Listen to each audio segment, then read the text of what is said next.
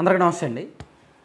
5 సంవత్సరాల పాటు అధికారం 10 సంవత్సరాల పాటు అధికారం.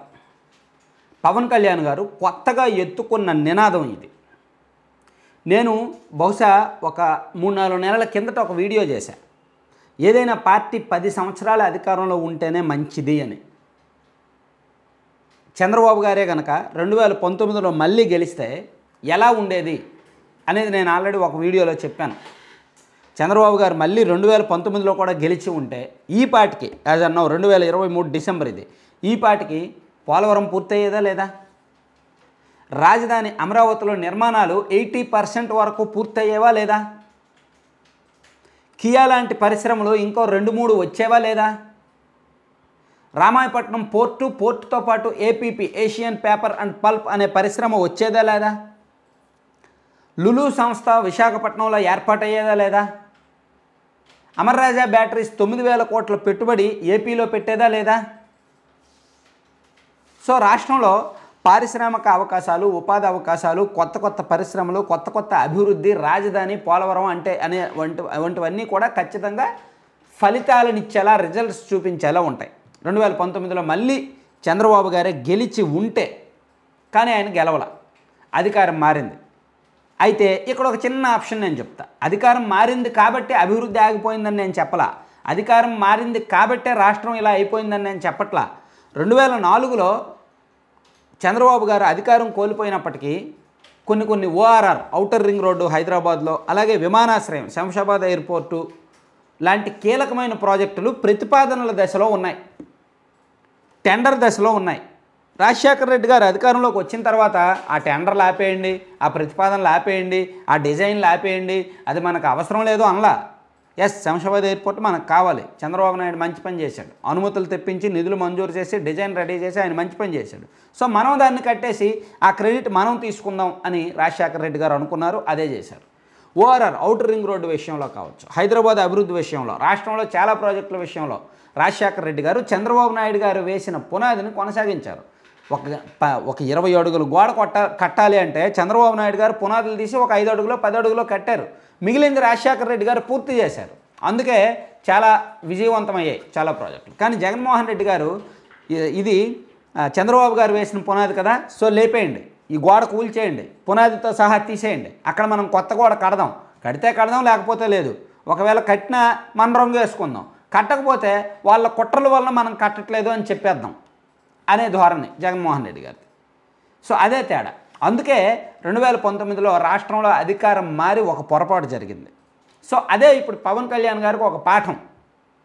పవన్ కళ్యాణ్ గారు ఏం చెప్తున్నారు? 10 సంవత్సరాలు అధికారం ఇవ్వండి మాకు, 2024 నుంచి 29 వరకు, 29 నుంచి 34 వరకు కూడా మా కూటమికి, టీడీపీ జనసేన కూటమికి అధికారం ఇవ్వండి, మేము చూపిస్తాం అని చెప్తున్నారు.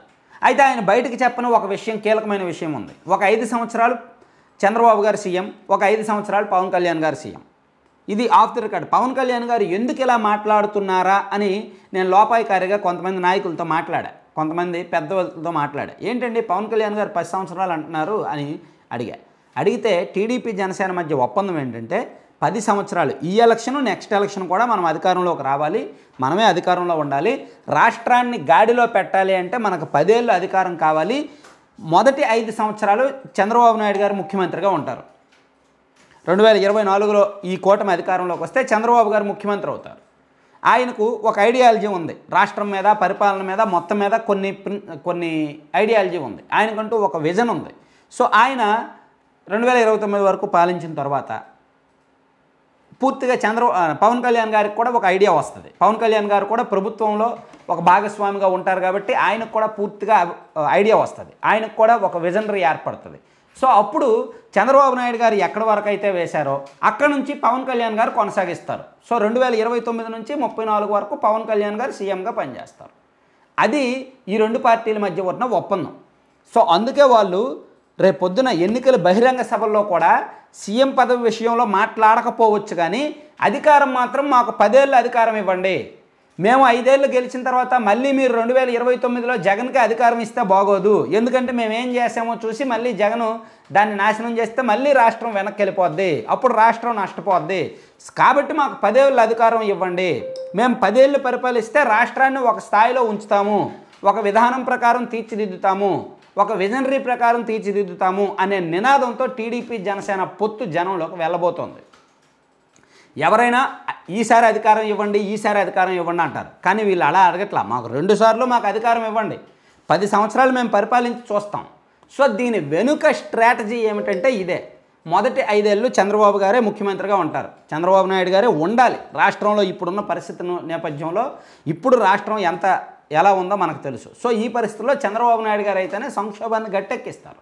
సో పవన్ కళ్యాణ్ గారు కూడా నేర్చుకుంటారు అడ్మినిస్ట్రేషన్. ఆయనకు అడ్మినిస్ట్రేషన్ పూర్తిగా తెలియదు కదా. సో ఆయన ప్రభుత్వంలో భాగస్వామిగా ఉంటూ పవర్లో ఉంటూ మొదటి 5 ఏళ్ళు కూడా అడ్మినిస్ట్రేషన్ పట్ల పూర్తి స్థాయి అవగాహన వచ్చిన తర్వాత పవన్ కళ్యాణ్ గారు నెక్స్ట్ సీఎం బాధ్యతలు చేపడతారు. అందుకు తెలుగుదేశం పార్టీ సిద్ధంగానే ఉంది పవన్ కళ్యాణ్ గారికి కూడా ఇవ్వడానికి. టీడీపీకి జగన్మోహన్ రెడ్డి గారు అధికారంలోకి రాకూడదు, శాశ్వతంగా జగన్మోహన్ అనే వ్యక్తి అది సీఎం అవ్వకూడదు, మనమే ఉండాలి అంటే మనం కలిసి ఉందాం, మనం కలుద్దాం, మన పార్టీలు బాగుపడతాయి, మన కార్యకర్తలు బాగుంటారు, రాష్ట్రం బాగుంటుంది అనే లెక్కలతో ఈ 2 పార్టీలు కూడా ముందుకు వెళ్ళబోతున్నాయి. అందుకే పవన్ కళ్యాణ్ గారు 10 ఏళ్ళు అధికారం ఇవ్వండి అని అడుగుతున్నారన్నమాట. Thank you.